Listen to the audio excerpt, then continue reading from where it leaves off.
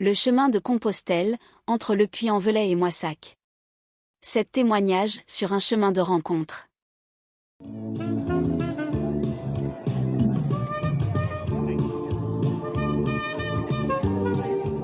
Marcher sur le chemin de Compostelle, c'est bien plus qu'un simple pèlerinage ou une longue randonnée. C'est un voyage, un cheminement qui transforme, qui purifie et qui enrichit spirituellement. Le périple, non seulement physique, mais aussi intérieur, devient une quête de sens, une invitation à l'émerveillement, un lieu de rencontre marquante, où l'on se ressource, où l'on se retrouve. Les 7 pèlerines et pèlerins qui témoignent ici ont choisi ce chemin pour des raisons multiples, mais tous ont partagé une expérience unique. Chacun et chacune évoque son parcours à travers une citation qui résonne avec leur propre aventure, illustrant ainsi ce qu'ils ont vécu, et ce que ce chemin leur a apporté. À travers ces mots, ils nous offrent un aperçu de la magie, de la beauté et des bienfaits de cette expérience hors du commun. Jacques, la soixantaine, parle de la façon dont le chemin permet de voir le monde différemment. Il évoque la célèbre citation d'Antoine de Saint-Exupéry. On ne voit bien qu'avec le cœur. Au départ, j'avais une idée très pratique de ce que le chemin de Compostelle représentait. Un défi physique. Mais très vite, je me suis rendu compte que ce n'était pas uniquement une épreuve pour le corps, mais une expérience pour l'âme. C'est un chemin où l'on apprend à voir avec son cœur, à observer les choses différemment. Les paysages, les rencontres, les moments de solitude deviennent des révélations. On voit au-delà des apparences, on capte l'essentiel.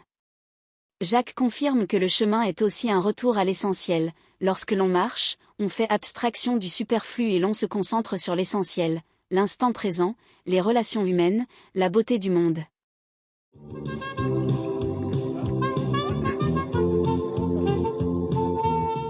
Julien, un homme en quête d'aventure, trouve une grande résonance dans les mots de Sylvain Tesson. Vivre, c'est faire de son rêve un souvenir.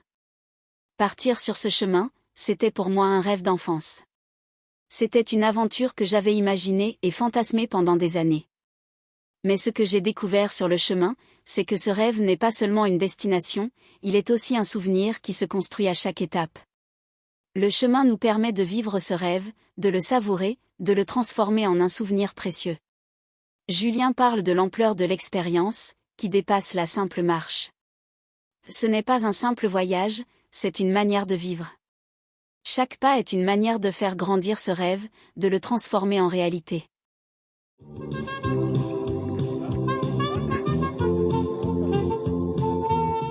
Paul, un homme d'une 50aine d'années, évoque un cheminement à la fois physique et spirituel, où la patience et l'écoute sont les clés essentielles pour découvrir la richesse du parcours. La citation de Michel Simonet, tirée de « Si tu sais », résume parfaitement son expérience. Si tu sais écouter, le chemin te dira sa douceur.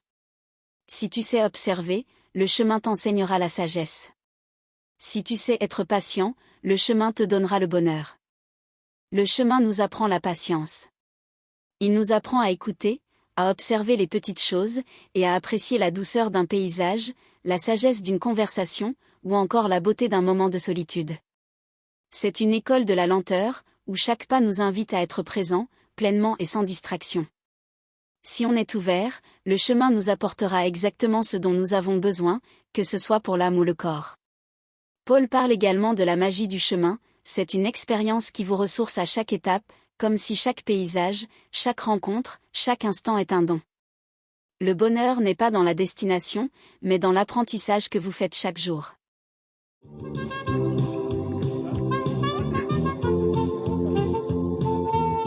Gaëlle, une femme de 40 ans, qui a choisi de marcher seule sur le chemin, évoque les rencontres improbables mais profondes qu'elle a vécues durant son périple. Une citation de Jacques Salomé, puisée dans son livre de chevet, « Je m'appelle toi », résonne profondément en elle. Il est des rencontres qui vous appellent du plus lointain de votre être, du plus lointain de votre histoire. Il est des rencontres qui vont éclairer un parcours de vie d'une lumière féconde, pour la transformer à jamais. En effet, sur le chemin, il y a ces moments où des personnes croisent votre route et où une simple rencontre peut tout changer. Elles ne sont pas là par hasard, mais bien pour vous accompagner, vous éclairer à un moment donné. Les rencontres qu'on y fait, vont bien au-delà du simple partage de la marche. Elles sont souvent une source de lumière intérieure qui peut transformer votre parcours de vie à jamais. Gaëlle raconte aussi comment, au fil des étapes, elle a appris à se découvrir, à se réconcilier avec son passé, à s'ouvrir à l'inconnu. Chaque nouvelle rencontre était une occasion d'ouvrir une porte qu'elle n'avait pas imaginée. Le chemin m'a montré que l'on peut être transformé par un regard, ou une parole échangée avec un inconnu.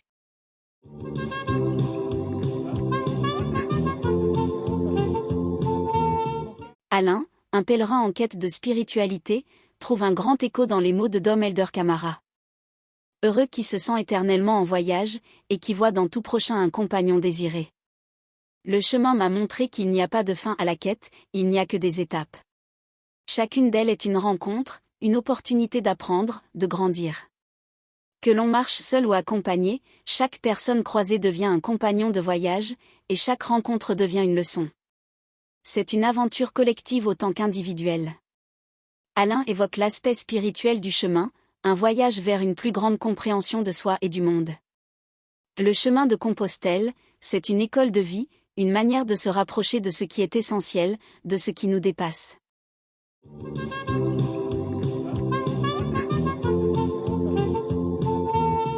Isabelle, une femme de 38 ans, trouve une grande inspiration dans la philosophie de Frédéric Lenoir. Mets-toi en marche et va vers toi-même. Ces mots lui rappellent la sagesse du chemin. Au début, je cherchais quelque chose à l'extérieur de moi. Mais peu à peu, en avançant, j'ai compris que ce que je cherchais se trouvait en moi. Le chemin m'a appris à vivre l'instant, à être présente dans chaque moment, sans me préoccuper de ce qui viendrait après. Il nous apprend à ne pas courir après un but lointain, mais à apprécier ce que nous vivons maintenant. Isabelle parle de la transformation intérieure qu'elle a vécue, de la manière dont la marche lui a permis de se reconnecter avec elle-même, de faire taire le bruit de la vie quotidienne, pour se recentrer sur ce qui est essentiel. Vivre l'instant, c'est une philosophie que l'on adopte peu à peu, sans y penser, à force d'être là, sur ce chemin.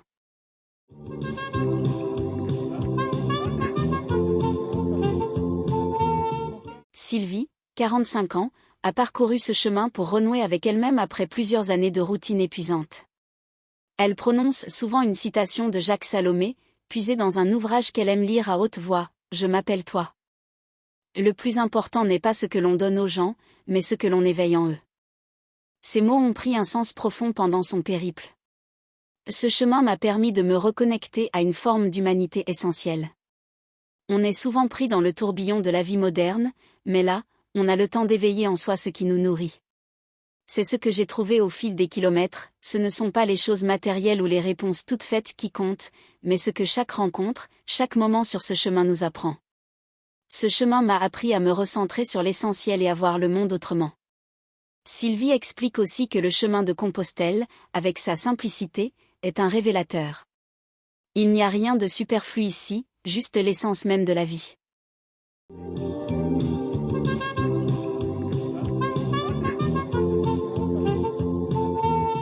Pour toutes et tous, le chemin de Compostelle est un chemin de découverte de soi, de transformation intérieure et de rencontres humaines profondes. Chaque pèlerin, à sa manière, exprime cette expérience unique de connexion avec la nature, avec les autres et avec soi-même. Ce parcours est un chemin vers la simplicité, le dépouillement, l'émerveillement et la lumière intérieure. Il est une invitation à s'éveiller à ce qui est véritablement important. Ces 7 témoignages, porteurs de sagesse et d'introspection, nous rappellent que la beauté du chemin réside dans sa capacité à élever l'âme.